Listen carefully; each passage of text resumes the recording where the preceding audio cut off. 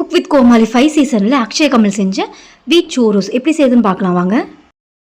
கோதுமை மாவு 1 கப் எடுத்துக்கோங்க. அதே அளவுக்கு தண்ணி 1 கப் எடுத்துக்கோங்க.